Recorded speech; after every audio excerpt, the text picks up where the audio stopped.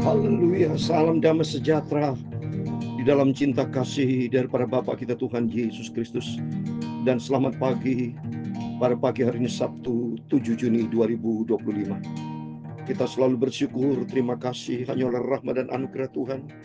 Kita masih dipelihara sama Tuhan di dalam keadaan sehat. Bisa bernafas, bisa beraktivitas, kumpul dengan keluarga menikmati suasana liburan. Karena kemarin libur tanggal 6, sekarang Sabtu 7 Juni, besok hari Minggu. Bapak Ibu jangan lupa, besok adalah hari Raya Pentakosta. Karena janji Tuhan, setelah Yesus bangkit dari kematian, selama 40 hari Yesus memberitakan berita kerajaan Allah. Dan Tuhan berjanji jangan tinggalkan Yerusalem, menanti janji Bapa. Dan kalau kita baca dalam Kisah pasal 2, itu bicara hari Raya Pentakosta, hari yang ke-50, pencurahan Roh Kudus. Besok hari Minggu Bapak Ibu datang kepada Tuhan, karena besok kita ibadah hari Minggu adalah ibadah tentang hari Pentakosta. Dan besok saya mau jelaskan benar, supaya saya diisi dengan firman Tuhan bersama Bapak Ibu. Kita mau cinta Yesus, kita mau taat kepada firman Tuhan. Selagi kita hidup, mari kita mau hidup taat kepada firman Tuhan, menyenangkan hati Tuhan Yesus. Sebagai bukti kita mengasihi Tuhan Yesus. Sebentar pada pagi hari ini kita mau baca di dalam Alkitab berurutan 2 Tawarikh pasal 4, lanjutan dari kemarin 2 Tawarikh pasal 3, tentang perlengkapan bait suci. Raja Salomo begitu taat, begitu detail nanti kita baca, membuat perlengkapan bait suci. Dan Bapak Ibu tidak usah pusing, ini bicara waktu perjanjian lama, pembuatan bait suci. Dan nanti saya mau kaitkan dengan kehidupan kita saat ini. Apa kaitannya dengan kehidupan kita saat ini? Pembuatan bait suci yang lama sudah hancur. Kalau Bapak pergi ke Yerusalem, ke Israel, sudah tidak ada lagi, sudah hancur. Tapi ada makna rohani yang harus kita pahami benar. Karena bicara bait suci, firman Allah sudah katakan bahwa bait suci rumah Tuhan adalah hidup ini, yang harus kita perlengkapi dalam rangka kita nanti untuk berjumpa dengan Tuhan Yesus. Itu saya, Pastor Yakob Ramaka, menyanyikan pujian ini. Aku mengasihi Engkau Yesus. Sebagai bukti kita benar cinta Yesus, kita mau taat kepada firman Tuhan. Aku mengasihi Engkau Yesus dengan segenap hatiku. Haleluya. Aku mengasihi Engkau Yesus dengan segenap jiwaku. Haleluya. Renungkan firman-Mu siang dan malam, ku pegang perintah-Mu dan ku lakukan. Kau tahu ya Tuhan, tujuan hidupku hanyalah untuk menyenangkan hati-Mu. Mari kita mau menyenangkan hati Tuhan Yesus, sebab kita berasal dari Tuhan. Semua berasal dari Tuhan. Napas kita bisa sehat, itu berasal dari Tuhan. Oleh itu mari kita mau hidup sungguh-sungguh sama Tuhan. Katakan, aku mengasihi Engkau Yesus dengan segenap hatiku. Haleluya. Dalam Injil Yohanes pasal 14 ayat 15 dan 23, demikian firman Tuhan. Jikalau kamu mengasihi aku, kamu akan menuruti segala perintahku. Ayat 23, jawab Yesus, jika seorang mengasihi aku, dia akan menuruti firman-Ku, dan Bapa-Ku akan mengasihi dia, dan kami akan datang kepadanya, dan dia bersama-sama dengan dia. Amin. Haleluya. Aku mengasihi Engkau Tuhan Yesus. Ya Tuhan, punya-Mulah kebesaran dan kejayaan, kehormatan, kemasyhuran dan keagungan. Ya segala-galanya di langit dan di bumi. Ya Tuhan, punya-Mulah kerajaan, dan Engkau yang tertinggi itu melebihi segala-galanya sebagai kepala. Sebab kekayaan dan kemuliaan berasal daripadamu, dan Engkaulah yang berkuasa atas segala-galanya. Dalam tanganmu lah kekuatan dan kejayaan. Dalam tanganmu lah kuasa membesarkan dan mengukuhkan segala-galanya. Amin. Sekarang ya Allah kami, di dalam nama Tuhan Yesus Kristus, kami bersyukur kepada-Mu dan memuji nama-Mu yang agung itu. Terima kasih Bapa. Sucikan mulutku, sucikan pikiranku, dan sucikan hatiku untuk firman-Mu Tuhan. Ampunilah semua dosaku, semua salah kilapku Bapa. Kuduskan hidupku oleh kuasa firman dan Roh Kudus. Terima kasih Bapa. Segala puji hormat, segala kebesaran, ketinggian, kemuliaan, keagungan, kesempurnaan, kekudusan Bapa tertinggi di atas segala-galanya hanya bagi Allah Bapa di dalam nama Tuhan Yesus Kristus. Kami sudah berdoa mengucap syukur. Haleluya. Amin. Amin. Salam sejahtera dan selamat pagi buat Bapak Ibu Saudara semua. Sabtu pagi ini tanggal 7 Juni 2025. Waktu begitu cepat. Saat ini sudah tanggal 7 Juni, berarti sudah 1 minggu kita dipelihara sama Tuhan.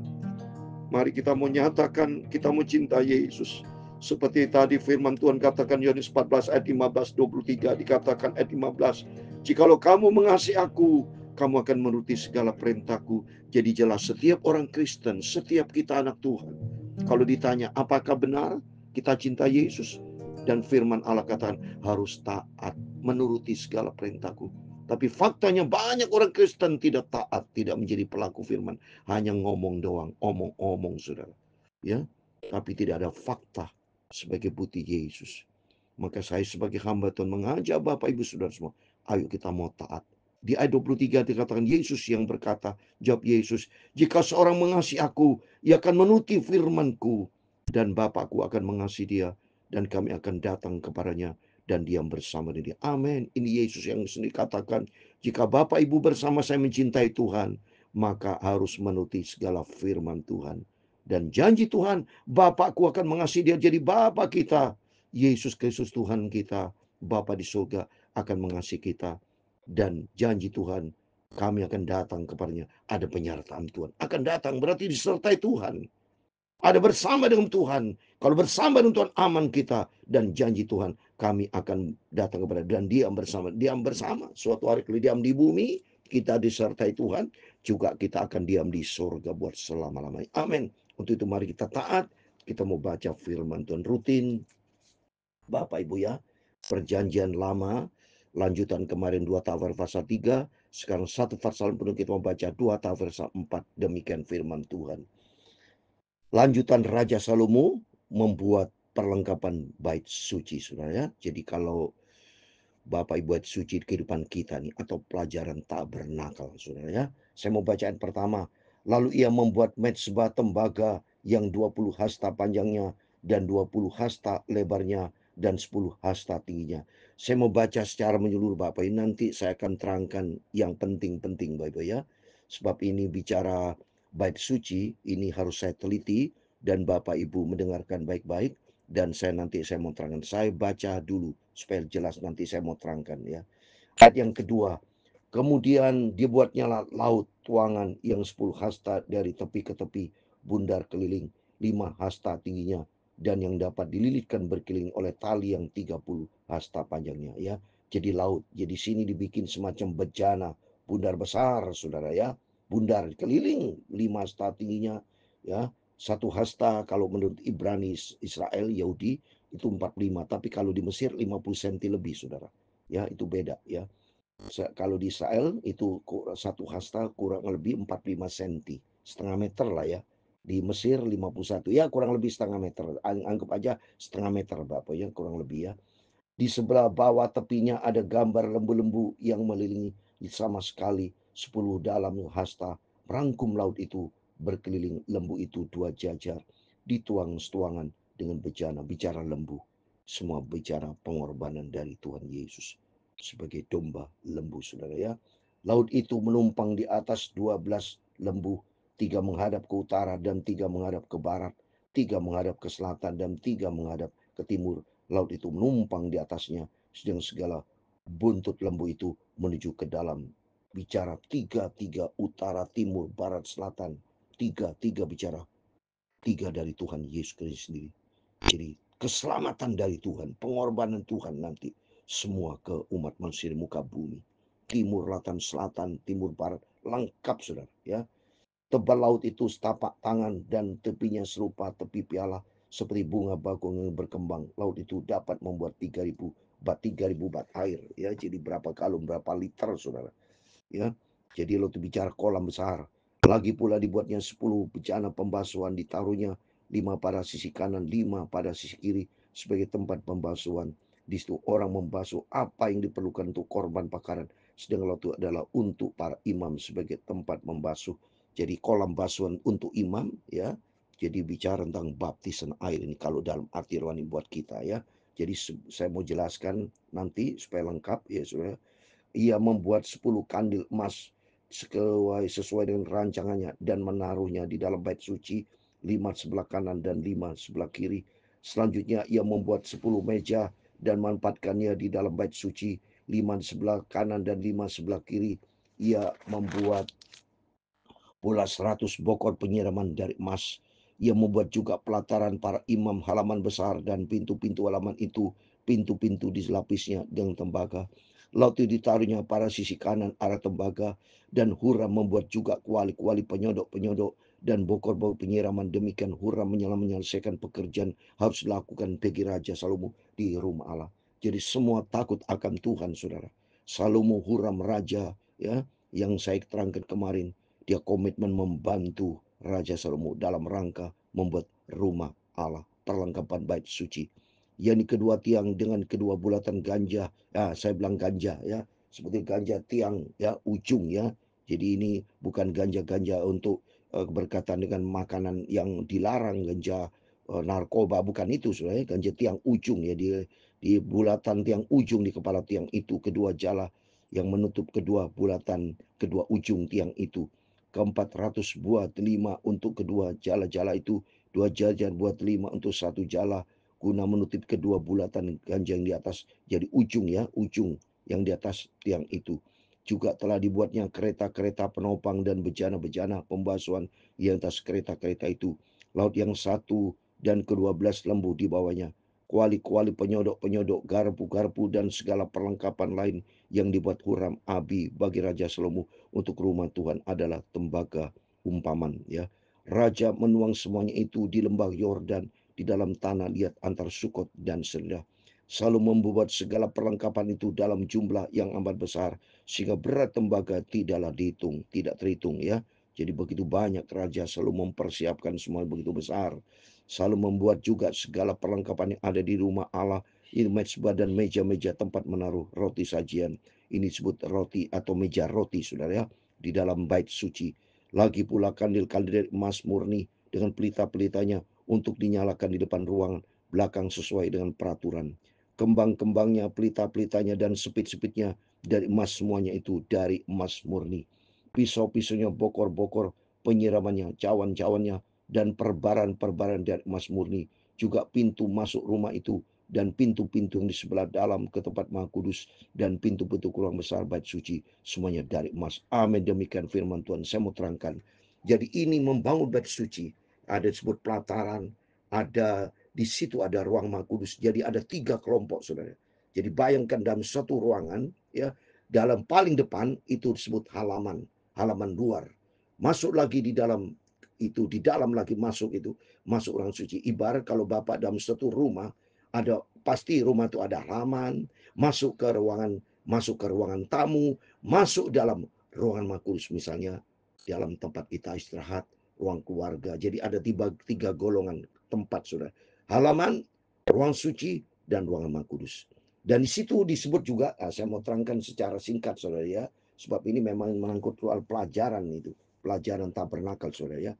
Nah, kita lihat ayat 1, Salomo membuat mezbah dari perunggu atau tembaga panjang 20 hasta. Itu kalau dihitung tadi saya katakan kalau kita kali 20 kali 45 cm, 9 meter kurang lebih ya 10 meter, antara 9-10 meteran saudara ya. Nah terus ayat yang kedua sampai 5, lalu tuangan adalah bejana besar dari tembaga berisi air untuk pembasuhan para imam. Ya, kalau kita lihat di situ dapat menampung 10 bat sekitar 2.200 galon. Kalau kita hitung saudara ya, kalau 1 galon 20 liter itu kurang lebih berarti 44.000 liter saudara. Begitu besar itu. Diletakkan di atas 12 lembu perunggu yang melambangkan 12 suku Israel saudara ya. Itu kalau kita lihat ini sepintas saya mau terangkan. Disebutkan ada 12 lembu-lembu ya.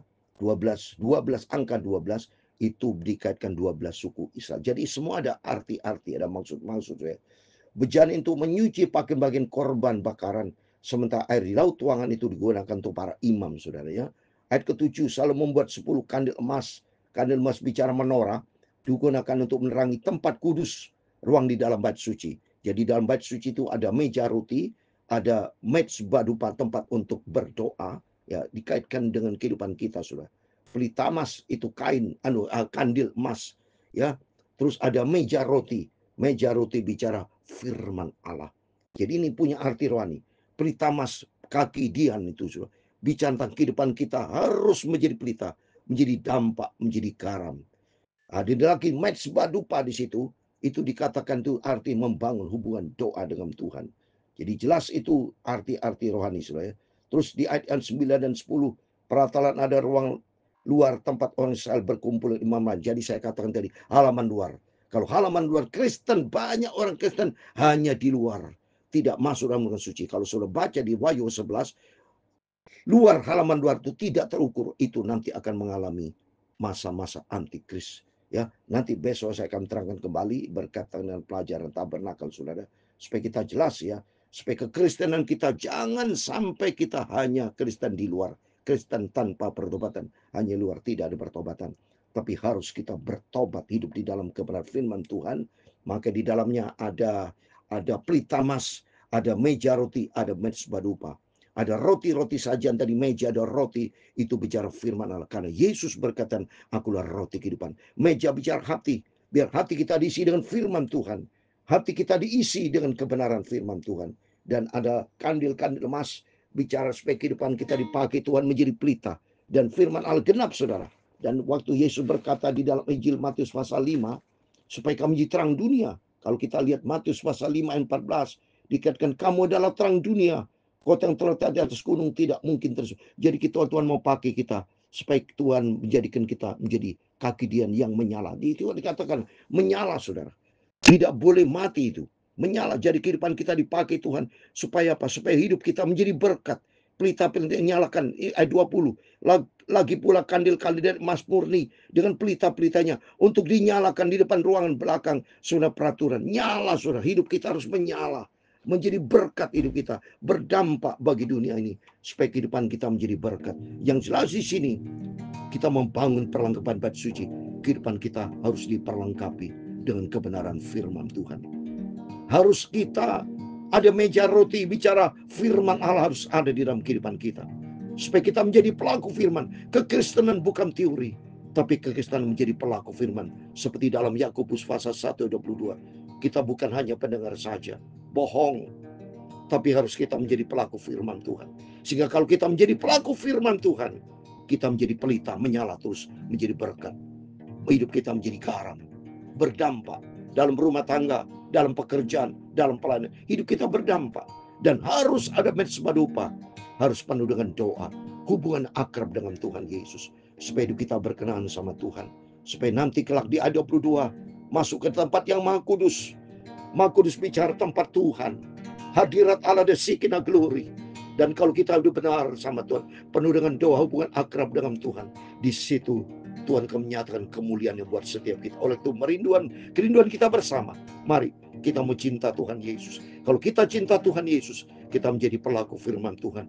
Tuhan memberkati kita semua. Aku mengasihi Engkau Yesus dengan segenap hatiku. Amin, haleluya. Aku mengasihi Engkau Yesus dengan segenap jiwaku. Amin, haleluya. Renungkan firman-Mu siang dan malam, ku pegang perintah-Mu dan ku lakukan. Kau tahu ya Tuhan, tujuan hidupku hanyalah untuk menyenangkan hati Tuhan Yesus. Kita menyenangkan hati Tuhan Yesus. Amin, haleluya. Tuhan memberkati engkau dan melindungi engkau. Tuhan menyinari engkau dengan wajah-Nya dan memberi engkau kasih karunia. Tuhan menghadapkan wajah-Nya kepadamu dan memberi engkau damai sejahtera. Amin, haleluya. Bapa kami yang di surga, dikuduskanlah nama-Mu, datanglah kerajaan-Mu, jadilah kehendak-Mu di bumi seperti di surga. Berikanlah kami pada hari ini makanan kami yang secukupnya, dan ampunilah kami akan kesalahan kami, seperti kami juga mengampuni orang bersalah kepada kami. Dan janganlah membawa kami ke dalam pencobaan, tetapi lepaskanlah kami daripada yang jahat. Karena Engkau yang mempunyai kerajaan dan kuasa dan kemuliaan sampai selama-lamanya. Amin. Tuhan memberkati Bapak Ibu Saudara semua. Selamat pagi. Biar kita mau berjaga dan berdoa sebelum kita beraktivitas apapun. Baik dalam rangka kita masih suasana liburan, mari kumpul dengan keluarga, berjaga dan berdoa. Ikuti firman Tuhan. Seperti Raja Salomo, dia ikuti firman Tuhan. Dia membuat lengkap detail, saudara. Kolam basuhan, bejana basuhan, itu bicara baptisan. Supaya kita hidup baru. Nanti besok saya akan lanjutkan lagi, saudara. Supaya Bapak makin hari makin mengerti. Dikaitkan dengan arti rohani, itu saja. Kalau saudara bangun bingung karena berkaitan dengan ini membangun bait suci, ini sudah perjanjian lama, sudah tidak ada lagi. Yang dikaitkan dengan saat ini, itu penting. Maknanya Tuhan semua firman Allah dikaitkan dengan kehidupan kita saat ini. Supaya kehidupan kita yang lama ini diubah menjadi ciptaan yang baru. Sehingga itu yang diperkenan oleh Tuhan Yesus. Amin. Tuhan memberkati Bapak Ibu Saudara semua. Berjaga dan berdoa. Hidup menjadi pelaku firman Tuhan. Amin.